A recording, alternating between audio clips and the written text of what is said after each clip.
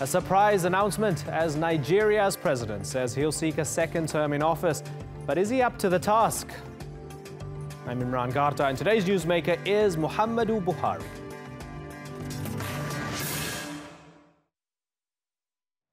His presidency's been plagued by poor health, but that hasn't stopped Muhammadi Buhari from deciding to run once more. 3 years ago, the former military ruler became Nigeria's first opposition candidate to defeat the incumbent. His victory came with high hopes and a promise to improve security, the economy, and tackle corruption. But has Buhari achieved what people hoped he would? The very announcement that he was running sent the stock market to its lowest point in 3 months. So, will people in Nigeria welcome 4 more years of Buhari? That debate in a moment. But first, this report by Natalie Perhernan.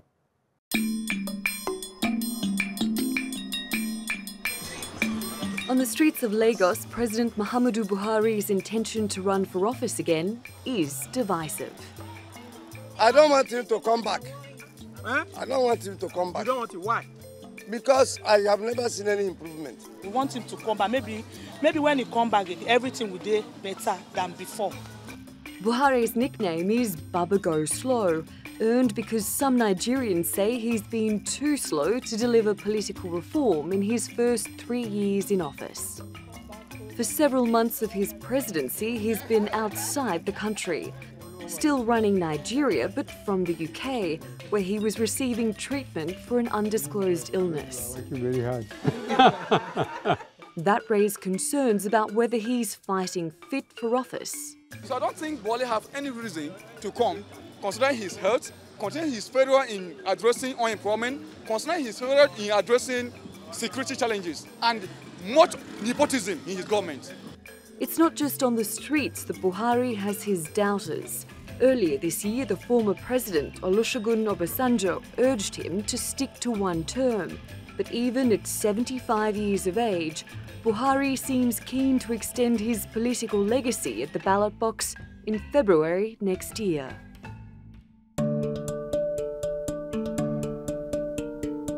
Buhari is an experienced campaigner. He ran 3 times for office before becoming president in 2015, the first opposition candidate to defeat an incumbent.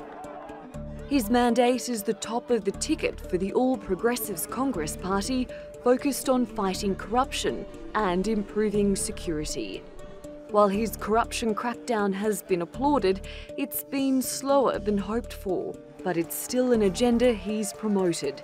He is the president in March.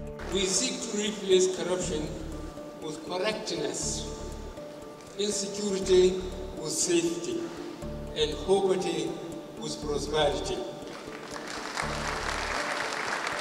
The road we tread is rough and hard in spots. Under his leadership, Nigeria did make its way out of the worst recession in 25 years. But the economy remains fragile. When it comes to security, the report card shows mixed results. In 2015, he declared the government had technically defeated Boko Haram. The terror group's territory has shrunk, but it continues to carry out attacks in the northeast. The Nigerian military has had success in rescuing kidnapped victims, including these students from Dapchi, who were taken earlier this year. We want to assure you, as our daughters, that you will freely live and pursue your dreams in Nigeria of peace and order, without fear of violence or molestation. For the moment, no one else has declared their intention to run, which gives Buhari a head start in what will be a long race to the presidential finish line. Natalie Perhernan, The Newsmakers. Well, to discuss this, I'm joined from Cambridge by Tunde Doherty. He's the deputy chairman of the UK chapter of Nigeria's ruling party, the All Progressives Congress. In Lagos, we have Tanwa Ashiru. She's the founder of the security and defense firm Bulwark Intelligence. And completing our panel, in London, we have political commentator and Nigerian affairs specialist Kayode Ogundamisi. And I thank you all for joining us here on the Newsmakers. Just a heads up, there's a bit of a delay to Tanwa's studio in Lagos, so keep that in mind. There's about a 5-second delay when we get to her. Let me start with you, Kayode. Buhari wants a second term. Are you surprised? Not surprised. You know, no one walks into the very powerful office of the Nigerian presidency and would not want to continue to rule in office, especially when they are guaranteed by the Constitution of the Federal Republic. Not a Buhari, not even when they are not performing well enough or they're just an average Nigerian president. Most people who've gotten into that position not only want to run for a second time, but they want to subvert the Constitution and have a third time in office. But I think this time around, Buhari will be running against his own records. He's not going to be running against the records of the former people in government. So not a surprising move from the president there. Okay, so Tunde, it's one question to ask, has he done a good enough job in the first term to warrant wanting to run for a second term? Definitely. But there's a very basic question here, which is he well? Is the man healthy enough to serve for a second term? And what's the answer to that? Definitely is well, strong, and is good to go for second time. He's done really a fantastic job since after he's recuperated from the from his health issues. He's gone back to Nigeria. It was fantastic. Things has moved on fantastically well. And definitely is good to go for the second time. I can tell you the president is energetic, strong enough for the second time. Tunde, when we saw stocks in Lagos drop on the news that he wants to run for a second term, and they've sort of flatlined, right? The markets don't like the news. Does that bother you? Definitely, it doesn't bother me a bit because the market will react to everything. So it's the usual thing for the market to react. But definitely the market will pick up because business, economy activities has improved better than what it used to be. With all the programs of the party, the program of President Buhari had really placed trust on investors about Nigeria, and definitely the stock is just reacting as normal to any news, and I don't think that is of any consequential to the second time agenda. Let's ask Tanwa Ashiru. Tanwa, has he done well enough economically, politically, and otherwise to warrant that second term? Is it going to be good news for Nigeria if he gets elected for a second term? Well, one thing we know for sure is if he does get elected, Nigerians should expect more of the same that we've been getting. Quite frankly, the president came in on a platform of saying he was going to tackle corruption in the country, and which is extremely endemic, and that he was also going to tackle insecurity in the country. So if we even grade him just based on those two particular areas, right now it's not looking that great. In the area of corruption, we haven't had any high-level or high-profile indictments. Nobody has actually been indicted for massive corruption the way we thought it would happen. And then when it goes to the area of security, yes, I mean, there have been a few good things, which is at least some Chibok girls have been released. So we've seen some good in that area. And also Boko Haram has been contained to a specific region of the country as opposed to spreading out. Okay, but we've seen other issues. Right, so let's take that, right? We've seen issues of armed bandits killing across the country. Sorry to interrupt you, and there is a delay, and I apologize for that. It's a technical issue, but let's tackle some of that, right? So you say, okay, he has had some limited success in containing Boko Haram, the release of some Chibok girls. If I look at corruption, and I look at the World Bank Doing Business report, it shows that Nigeria has had a rise, 24 spots, right? It shows that it's the results of some of the administration's reforms. That's what the World Bank says. So it shows that he's taking the country in the right direction. He's fighting corruption, isn't he? Yeah, so that's what it looks like in theory, and that's what it looks like to the World Bank. But if you ask the average Nigerian, he would tell you that all he knows is at one point his 150 naira could at least get him $1. But today, that amount has doubled. So he has seen his expenses double without seeing his income double in the same aspect. So no, the ground here on the ground, people do not feel that the economy has gotten any better. Kayode, who's closer to the truth, Tunde or Tanwa? Tanwa is obviously closer to the truth. Tunde is describing an utopia, in my opinion. Right now, the president Of course, you can give it to the government. They are doing a lot of long-term investment in infrastructure in the country that's going to yield in long-term basis. But in short term, they've not invested enough in human capital development. The government has not really projected itself as a government that can multitask. Where we've had security challenges in the north-central of the country, the president sometimes takes as much as 8 days to respond. The government has not projected itself as a government that is in tune with modern-day governance. And I think in that area, they've got a lot of deficiencies. And in 2019, the party it rules over, there's a lot of division. The party controls the National Assembly, which is the lawmaking organ of the government, but they've not been able to pass one serious anti-corruption legislation that would tackle corruption headlong. He promised to take care of the institutions of governments that would, like the judiciary. That has not been done. We've seen a lot of posturing, a lot of movement forward, but a lot of mass movement backward. It's going to be a very difficult one. Right now, it stands a chance, but if the opposition gets a grand coalition in place, the same way the APC did in the 2015 election, the president's seat might be out for the taking. Okay, so let's ask Tunde then. Tunde, forget about Tanwa, forget about Kayode for a second. Listen to the ex-president, Obasanjo, who wrote that open letter. He said, don't stand for re-election. You're not well, you're too old, don't do it. Why isn't Buhari listening to the ex-president? I don't think the expressions of the former president Obasanjo is really in tune with realities of things today. Because Obasanjo had his own time, he served his own 2 terms. Obasanjo was an head of state.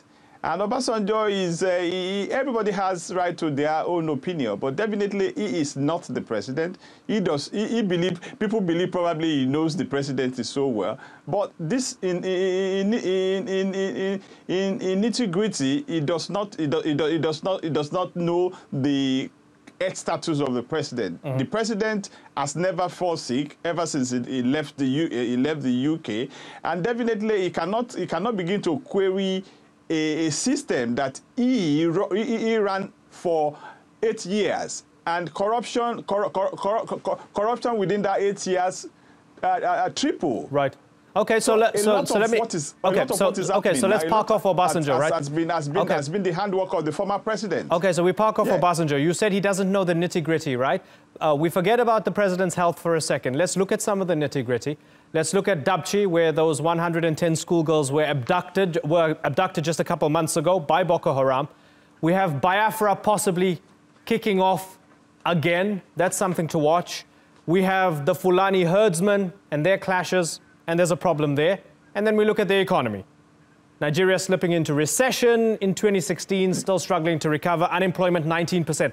Put all of that on the table. Can you honestly say that it's been a rosy picture over the past few years?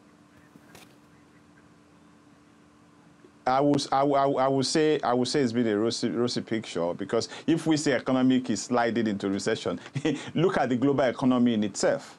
Okay. What's happening within the global economy must have effect on every other economy, right? Okay. And the president in himself, in his economic agenda, there are quite a lot of reform. Like Kayode has said, there are a lot of spendings on infrastructure, on long-time projects and all of that. These things are not going to materialize in one day, in 4 years. Some of the strength, some of the energy that the president is putting into the economy will, at the end of the day, yield a very strong future. Because if you look at it now, the effort the party has made, the effort the president has made, cannot just be taken for granted. Those people that are clamoring and are saying that no, they don't want him for second time and all of this, you will see that all the loophole for free fund, for free money, had been blocked. Okay, so it is difficult for people to get free money. So you're saying it's disingenuous. So at the end of the day, these people are not happy. They are not happy with the government. They won't be happy with the president coming back. Okay, so let me ask Tanwa Ashiru. Tanwa, be patient. It is a rosy picture. You're just not seeing the long-term fruits of it yet. It is rosy. No, it's not a rosy picture. And, you know, anytime people ask, like, what is the issue with Nigeria? We can almost pretty much pinpoint it to one thing, and that is the education sector. What we see in terms of even human capacity, human resources, boils down to the education sector. Now, just since the president has been in power, we have seen the education sector tank. In essence, what does that mean? It means that in the next couple of years, you're going to have a whole generation of Nigerian children who grow up and who are pretty much unemployable. And how do you think that is going to affect even the economy or even security across the country? So you may say that you're investing in infrastructure, which will yield fruits in the future, but when you don't even have, in fact, half of the contractors that are building these infrastructure are not even local contractors. You have the Chinese that are building the airports across the country. And aside from the security implications of that, in essence, you know, surveillance or surveillance measures that could be taking place in that area. You're even looking at cases where we have multitudes, huge, vast numbers of unemployed youth in Nigeria who cannot even get those jobs to even act or serve as construction workers across the country. Okay. So, no, okay. I just, you know, if we don't have a government right now that is focusing on education and focusing on the future of the children, we're really going to see the same thing over the next couple of years. Tunde, the woman makes a good point, doesn't she? That is totally wrong, because there are quite a lot of program of government that is centered on developing human capital. A lot of skill setting, skill incubations, a lot of diversification from the current academic scholars, and the need of the nation is being addressed. The need of the nation, quite frankly, you know, even the issue of what happened even in Dapchi, the academic even what happened in Dapchi with girls getting abducted. Majority of the youth in Nigeria, it is not where you go to university that you can prosper or progress. It is the skill. Look at the Great Britain, for example. Majority of the industries we talked about are run through the skill. Okay. No, we can't. You know, we give Tanwa a chance. We can't keep comparing what's going on right now in Nigeria with Great Britain. We have a situation. We have a situation whereby girls were abducted in Chibok, and we had the exact same scenario of girls being abducted from schools. Again, in Yobe, the exact same thing. But same, I want you to compare. I want you to compare. And so, what are we saying here? I mean, it shows a government that hasn't focused in protecting education, in protecting even education in a restive area. It's not about a response time. In fact, the fact that it happened again the second time is a complete indictment on the government. It should never have occurred in the first place. And that's one thing we've seen over and over again, reaction. We're constantly reacting. People died, we don't hear anything from the presidency, and then people complain about it on social media, and then we see a reaction. It shouldn't be that way. We should be more proactive about these things. Protect education in the Northeast. If you think, you know what, someone told me the other day that about 20 years ago, we had a whole generation of children in that region of the country that stopped going to school. And now we have this whole generation of children that have grown up, uneducated, with nothing to do, addicted to drugs. I mean, come on. We need to focus where things should be right now. Tunde. And if the president cannot step up as a leader to lead us in the direction that we need to go, Nigerians need to make a good decision coming up. Tunde? Well, I think I don't want to agree with Taba from our postulation. A lot is going on in terms of training, in terms of getting a student to education, because of the fact that they want to train the next generation of Nigeria and the next generation of leaders. There are programs put together to encourage these children to come to school. Okay, like so Tunde, you believe enough is being done on education. Tanwa believes not attracting huge not nearly children enough coming to school. Okay, fair enough. Kayode wants to come in. Kayode, come in. Well, I think, you see, the problem we have in Nigeria is that all sides seems to be speaking the same thing. Well, Tunde is right, Tanwa is right, there's been investment in some areas. But the problem is that we identify these issues, we never prefer a solution.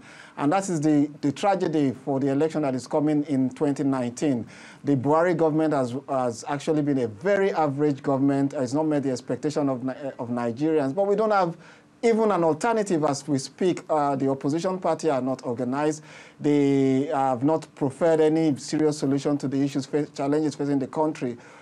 Some people were actually hoping that Buhari will do something quite patriotic, that is not run for his second term and bring a younger, vibrant person who would deliver on the promises he made during the 2015 election. The country is surely facing serious challenges, but don't take away the fact that the country is surviving and investors are actually coming in, not because of government, but in spite of government as a result of the strength of the private sector. Tanwa, it's not Buhari's fault that the opposition's not organized, that they can't get their act together, that they don't have any charismatic candidates to put forward. So if the people want him, why not have him again for a second term? You know, well, interestingly, democracy, as it is here in Nigeria, is very expensive. So we do have some people who have stepped up and said that they want to run for the upcoming elections, for presidency. And it gets so expensive, it's almost out of reach for them. You know, they don't have the same resources that, for instance, the sitting government has. And so that's kind of where the challenge is, number one. Number two, another thing, and this is why even the education thing is such a huge problem. You know, when you have a largely uneducated or a largely illiterate population, they don't even know their rights. They don't understand that within a democracy, the government works for you. And so if the government is not doing what they're supposed to do, you have the power to kick them out and get someone else in there. So a lot of Nigerians, the mass population, don't understand this concept. And so you had situations whereby there was a really bad fuel shortage that went on over the Christmas period. And you saw people on queues. And when the president went into one of the states, they were in the queues, in the heat, suffering, waiting to get gas, and yet they were cheering him on. I think these are people, I mean, you almost want to ask them, do you not understand that they are partially responsible for that? I think Tanwa underestimates the intelligence of the Nigerian electorate. The Nigerian electorate are quite conscious, and that was why they were able to change a sitting government like the PDP in 2015. We seem to underestimate that these people actually watch and look. In 2019, the situation is going to be different. In north-central Nigeria, where security challenges have not been addressed by this government, they're going to tilt their votes because they're going to make use of their PVC. But the point is, most of the people who we say are the new kids on the block, they're doing most of the talkings on social media rather than go on the streets. The traditional politicians are doing their politicking on the streets and the nooks and crannies of Nigeria. Those of us who want change will need to go to the streets and join them where the game is being played, rather than think that our voices in social media will make those changes in the country. Okay, I'll let that be the final word. Lady and gentlemen, it's been a pleasure having all of you on the Newsmakers. It's been fascinating discussing Buhari's future and Nigeria's future. Tanwa Ashiru, Tunde Doherty and Kayode Ogundamisi, thank you very much for joining us on the Newsmakers.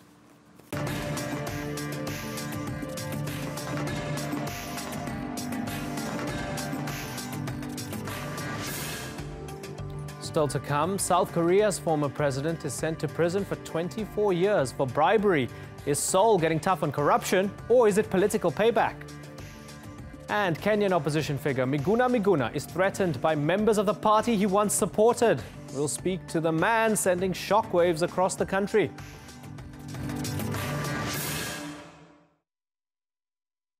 From the presidency to prison. South Korea's first elected female leader was sentenced to 24 years behind bars. Park Guen-hye was found guilty of bribery, abuse of power and corruption. And if that didn't go far enough, she's also been fined around $17 million. The daughter of the country's former military ruler says she's the victim of a political conspiracy. But many in South Korea have welcomed her sentencing. So, is Seoul finally cracking down on corruption? We'll discuss that in a moment. But first, here's Christine Pirovalakis.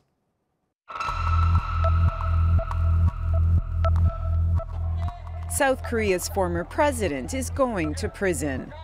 박근혜 피고인에 대해서 판결을 선고합니다. 박근혜 피고인을 징역 24년 및 벌금 180억 원에 처한다.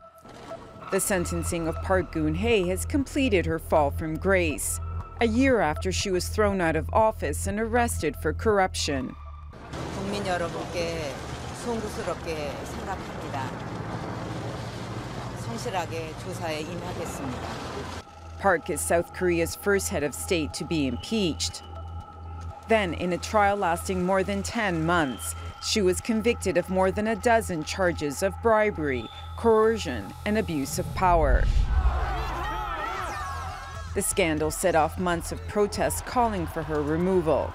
and revealed a network of corruption between political leaders and the country's conglomerates.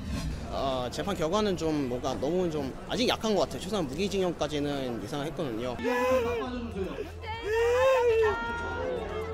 But Park's supporters were devastated by the news. 너무 슬픈 거를 해서 예상을 아무리 하더라도 그거를 직접 들었을 때 마음이 무너지는 건 어쩔 수 없는 것 같습니다. 어차피 잘못된 재판부에 의한 사기 판결이기 때문에 우리는 그걸 다 각오를 하고 있었습니다. The court found Park had colluded with her longtime friend Choi Soon-sil in accepting more than $20 million in bribes from corporations such as Samsung in exchange for policy favors. The scandal brought down dozens of government officials and cost top business executives their jobs. Park has denied any wrongdoing and has just a few days to appeal the charges. Despite being among Asia's most successful and stable democracies, South Korea has a problem with corruption. And Park is only the latest in a long line of South Korean presidents who have abused their power. Her predecessor Lee Myung-bak is also facing corruption charges and multiple cases of bribery amounting to millions of dollars. The past 7 heads of state have all been embroiled in corruption scandals. Park's case exposed what has long been a feature in South Korean politics: extensive ties between the government and family-run business empires known as chaebols. They helped build South Korea when the country was emerging from war and are key to the economy. Sales revenue from the top 5 chaebols, such as Samsung, LG, and Hyundai, are worth more than half of South Korea's entire economy. They sell everything from laptops, washing machines, food, and even health insurance. Park had promised to reform these companies and fight corruption, but in the end, she herself was compromised. Many see her conviction as a major step forward in South Korea's efforts to tackle the corruption that accompanied its economic rise. But is that possible without reining in South Korea's business empires and the influence they wield? Christine Pirovolakis, The Newsmakers. Well, joining me now is Robert Kelly. He's a professor of political science at Pusan National University and a specialist on Korean affairs. And in London, we have law professor Constantino Grasso. He's a former rapporteur for an EU project to prevent fraud, corruption and bribery. Gentlemen, thank you very much for joining us on the Newsmakers. Robert Kelly, let me begin with you. So we have Park sentenced to 24 years, prosecutors now want 30. We have Lee, formerly jailed, facing trial, 2 former presidents. What does this tell us about the current zeitgeist in South Korea when it comes to tackling corruption? Because it seems as if they're gunning for them. Yeah, and every single South Korean president since democratization in the 80s has wound up investigated. Some of them wound up in jail. This has become sort of a regular problem, actually, in South Korean politics, right? There's concern that this might become so endemic that it drives talented people away from running for the presidency. I think the big story, the large story in the background, is that the South Korean state and South Korean big business, the largest conglomerates, are called the chaebol. The chaebol and the state are too close, and there's a lot of money flowing back and forth between the two of them, and it becomes a huge temptation for anyone who wants to run for office to take money from these large corporations, and that's why this keeps happening again and again. So, Constantino, when you look at the chaebol, is that at the heart of it?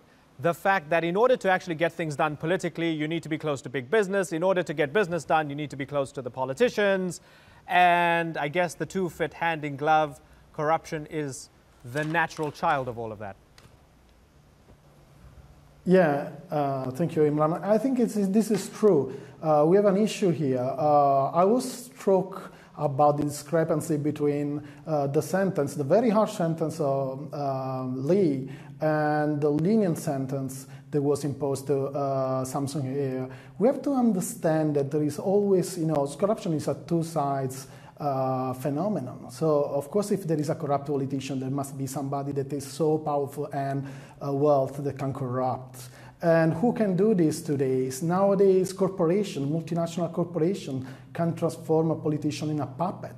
So I think that the issue of corporate corruption is very, very important. We have to fight against corporate corruption. And I think that Professor Kelly will agree, the situation in South Korea is very illustrative because of the chaebols. These very hierarchical, extremely hierarchical structured conglomerates, business conglomerates, they foster, in reality, unserving loyalty and passive acceptance of misconducts, corporate misconducts. So the South Korean government has to do something to change this. Any chance, Professor Kelly, that we have political revenge taking place here? Sure, everybody's corrupt, but the current administration is trying to knock out the previous administration.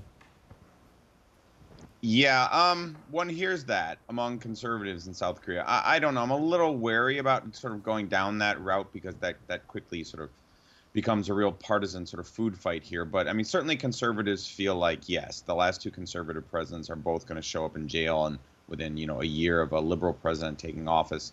Like I said, I'm a political scientist. I'm not an economist. I think just in terms of sort of political stability, it would be good for the country's constitution if the habit of prosecuting former presidents were to relax unless there was really, really egregious corruption.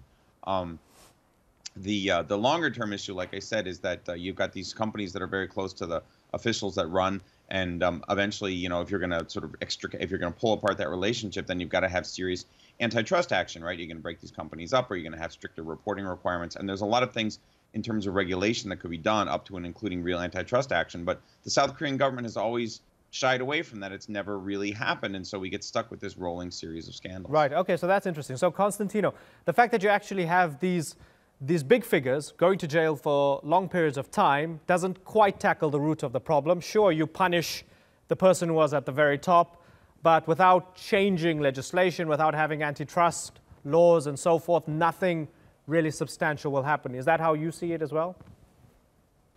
Let me say something. I've always advocated the impositions of punishments for corruption, but now 24 years is a very harsh punishment. So we have to be aware of some risks. The first risk is the risk of politicization of the fight against corruption that can be used to get rid of political opponents. We are experiencing it in China, and somebody says also in Brazil.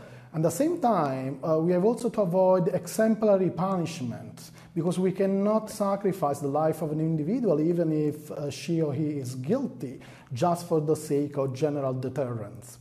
Now, having said that, I think that the mere imposition of a sentence like this to a very corrupt politician won't solve the problem. Corruption is a pervasive phenomenon. It affects all the aspects and levels of our societies, sport, academy, everything. So we need constant prosecution. What we need is also investigative power. So we need the possibility to use investigative techniques, safeguarding the privacy of individuals, but techniques like phone tappings, for example, audio surveillance, they have to be used. And prosecution is not enough. We have to change culture. We have to change, put in place disciplinary measures that are effective, administrative procedures that are fair. We have to select independent people that are really independent in any decision-making processes. But most importantly, we have to change something. The dominant class has to accept that they have to sacrifice something if they would like to fight against corruption. They cannot anymore use their economic and political clout to obtain unfair advantages for themselves, their sons, and their families. So they have to do something. They have to accept that there must be some sacrifices. Without them, we will never win the fight against corruption. That is a global phenomenon. It's not something that is affecting only South Korea or Asia. It's everywhere. Right. Suffices to mention, for example, the Mediterranean countries, Latin America, or political corruption in the United States. Right, of course. Robert, Constantino believes that maybe 24 years is too much. It's too heavy-handed, right? But then again, I think when we look at the massive street protests when news of alleged corruption had broken, isn't this really what the people want? They want heavy punishments for heads of state that do dodgy things? Yeah, I think you're right that there's a lot of demand in South Korea that should go away for a while. I think 24 years is excessive. I agree with my colleague that this is probably too much. It's also important, too, that this not become mob justice, right? Just because a million people in the streets demanded that she go to jail for a long time. That's, I mean, it looks like a lot of people, and certainly on television it was sort of amazing, right? But remember, South Korea's got 54 million people, so a million people on the street is, 2% of the population. So it's important that this not become some kind of, judgment, and ultimately there has to be real demonstrable crimes, and that's one of the reasons why you have a kind of hardcore of Park supporters who still haven't accepted this. I mean, you still hear conservatives say that actually she didn't commit a crime, that this was just a movement of money. It's not really clear that she actually violated a law. I mean, you need to avoid the sort of sense that, every politician who sort of gets involved with campaign finance is also going to wind up in prison. And that's kind of where you are in South Korea, right? They need to be very specific on South Korea. They need much cleaner, stricter, clearer campaign finance laws, because that's where often this comes from. Now, and Robert, something that stood out for me doing my reading, the news of that 60-page blacklist, which was made public for the first time, right? Oh, yeah. So this committee said that you have thousands of artists on the list, 9,473, excluded from state funding because they voiced criticism of Park's handling of the ferry sinking, that disaster that killed hundreds of people, the horrible tragedy, right? Or for showing support for rival political parties. So then I think to myself, well, hold on, this is not corruption. This is just almost, I guess, authoritarianism. Right, so is there a bit of an overlap going on here as well? Yeah, no, that's all very true. I mean, this is also one of the problems of the Park presidency. I mean, she was sort of seen as this kind of autocratic figure. She was sort of monarchic. She was sort of locking herself in the Blue House and not coming out very often. She wasn't particularly popular. She didn't do public events very often. She didn't take press conferences that were unscripted. All these kinds of things. There was a lot of criticism of that kind of stuff. But of course, none of that's illegal. Now, the specific issue of a blacklist, yeah, my sense is that's probably illegal in Korea. I don't know the specifics for that one. But I mean, that kind of stuff gets prosecuted. But that, of course, isn't why she was convicted, right? And again, it's just, I think, just in terms of making sure that talented people want to be in government, you want to make sure that it doesn't become this kind of like all-purpose prosecution for everything people didn't like about your presidency. And I'm very concerned that's where South Korea is going. Right, that people are going to be afraid to run for office because politicians get thrown in jail so frequently. Right, and Constantino, looking at Lee Myung-bak, prosecutors having claims of all sorts of, power abuse, bribery, embezzlement, tax evasion, and so forth between 2008 and 2013. But then separately, Constantino, they're talking about Lee embezzling $35 billion over 12 years between 1994 and 2006. So my question is, what kind of state architecture of corruption is there, given that obviously a lot of people would have known about this over that long period of time? So is everybody involved in this nonsense, Constantino? Oh, wow, this is a very difficult question to be answered. Imran, thank you for this. What I can say, corruption is a subtle phenomenon, and it generates a web of dirty connection between corporate leaders, political leaders, and so it is possible that there are many people involved in these schemes. So yes, I think it's as I said before, it's also an issue of culture. We need a cultural change to fight against corruption. We have to understand that it's a plague. And what I like is that increasingly corruption has been considered as a violation of human rights. And I think this will be the new approach we have to follow. And as scholars, we have to foster this. Okay, Professor Robert Kelly, final word from you. In a way, have these leaders been victims of processes that they themselves might have enacted? Because each time news came out of corruption, they said we're going to be tough on corruption. There's a mea culpa and so forth. But at the end of the road, they end up in prison. So in a way, have they been victims of some of their own attempts to fix corruption? Yeah, that's an excellent question. I mean, you really nailed a lot of the big issues of corruption in South Korea in just a 20-minute interview, actually.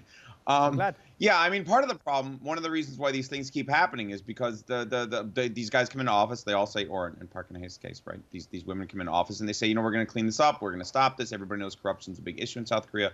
South Korea's Transparency International score has been low for a long time. I mean, everybody knows this is an issue. Books are written about it. It's on TV all the time. And then nothing happens, right? And, right now, President Moon, who came in saying he was going to do something about this, he's been distracted by Donald Trump and North Korea and stuff like that. And so this issue is being once again pushed to the back burner, right? And you know, if he doesn't get on top of this soon, early in his presidency, then later he'll be a lame duck. It'll get dropped, and we'll be talking about this again in 5 years. I mean, at some point, the Korean state needs to divide itself, really put a Chinese wall between itself and business, and that is really the problem, right? I mean, it's just not happening. There's just not a big national willingness, I think, to really sort of get into a deep, long, difficult fight with the conglomerates and really erect that barrier. And that's going to take a lot of political will, and so far every South Korean president has just ducked that fight. Okay, gentlemen, it's been an absolute pleasure talking to all of you, or both of you. Robert Kelly, the suspense has been killing me. I've been looking over your shoulder for the past 15 minutes, but nothing has happened. But I wish you all the best to you and your lovely family. And Constantino, thank you very much as well for joining us here on the Newsmakers. I'll talk to both of you soon.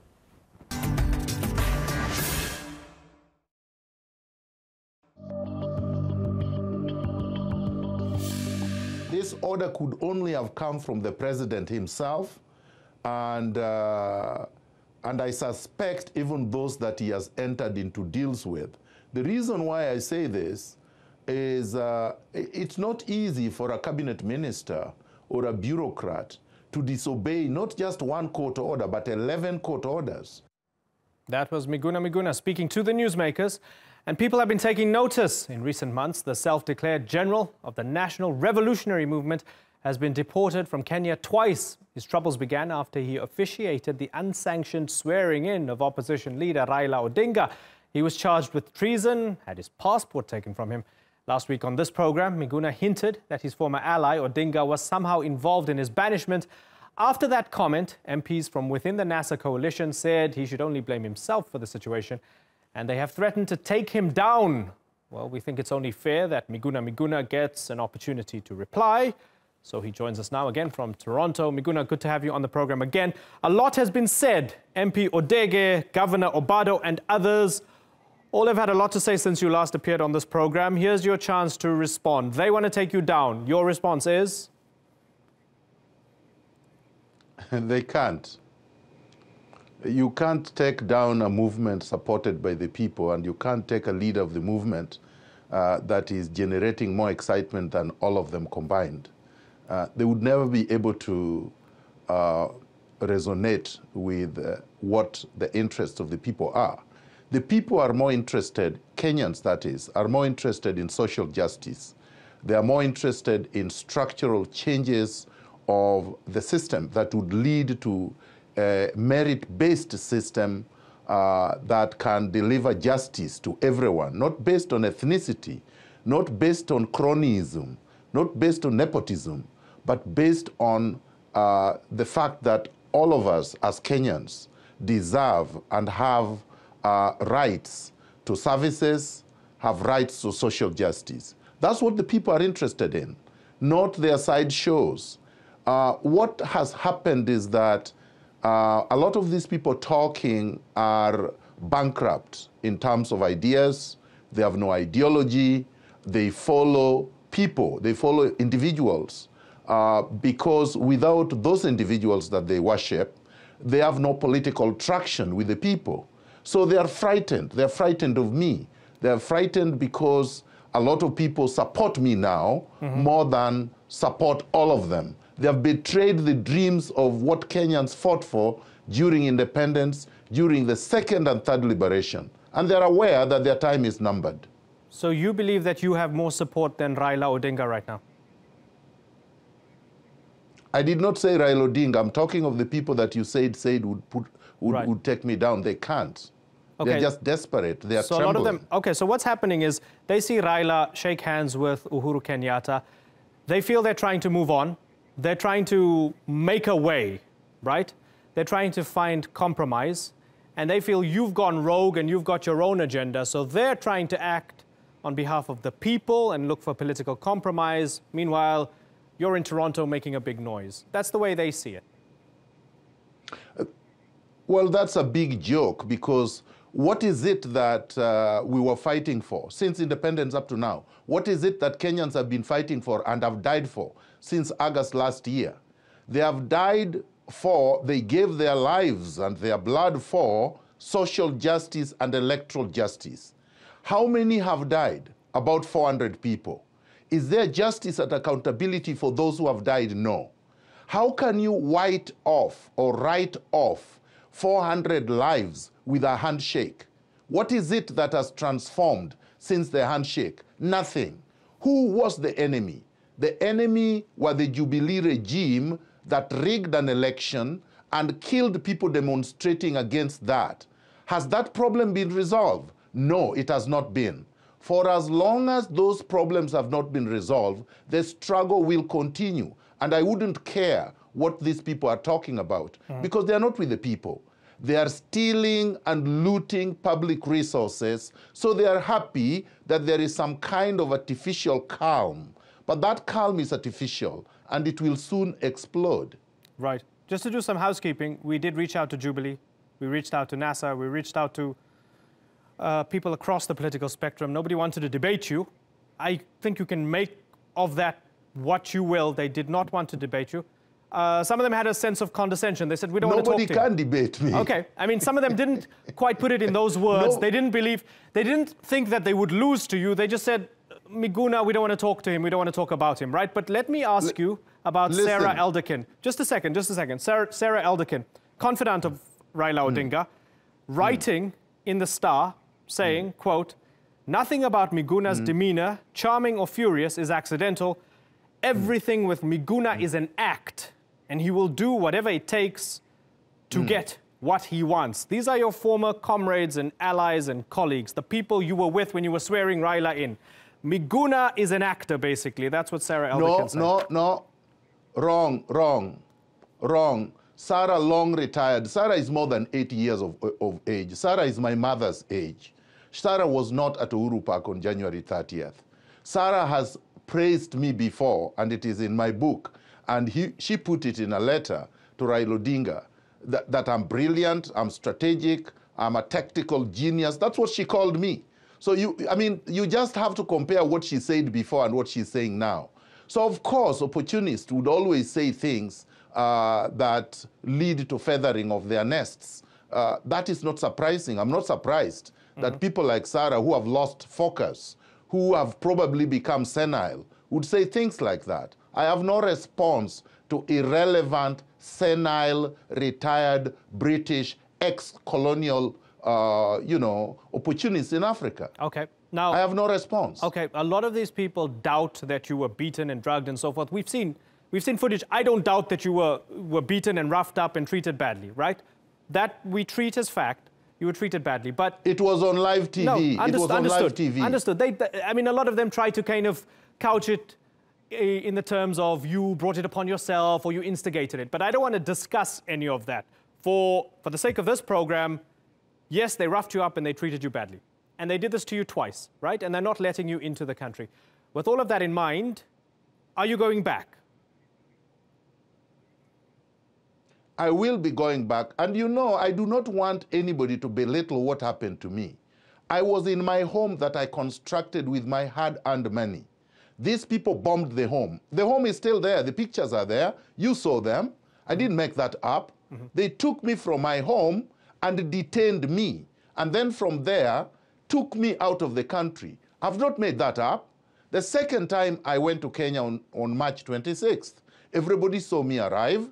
The media was there. They saw these guys come and get me. They saw these guys trying to get me into the plane by force.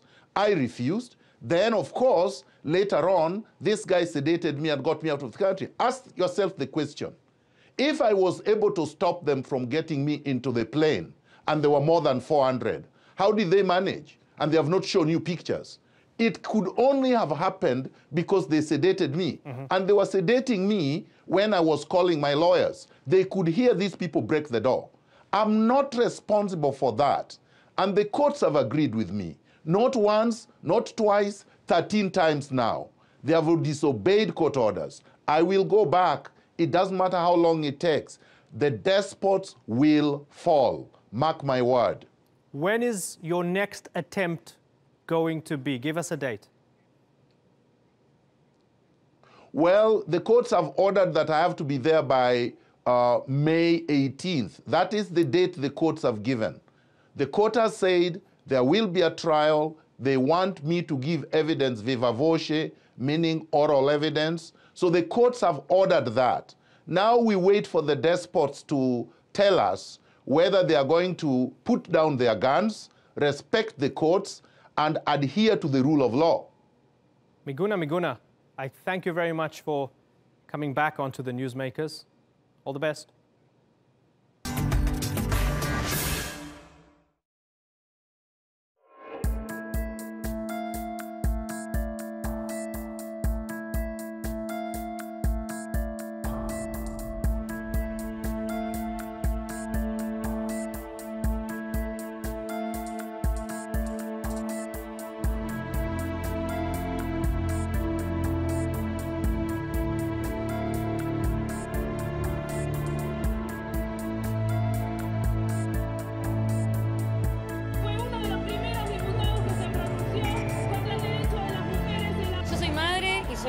I'm a mother, and I'm a very happy mother, and I'm aware of everything that being a mother entails.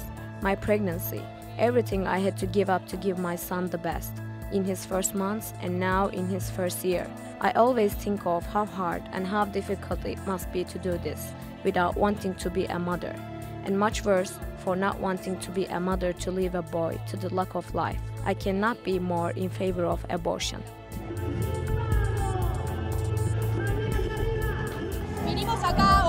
We came here today to show the lawmakers who are now meeting in the committee, to show them that there is an important part of society that defends the right of the unborn child and also want to defend women, because we believe that abortion kills a child and destroys a woman.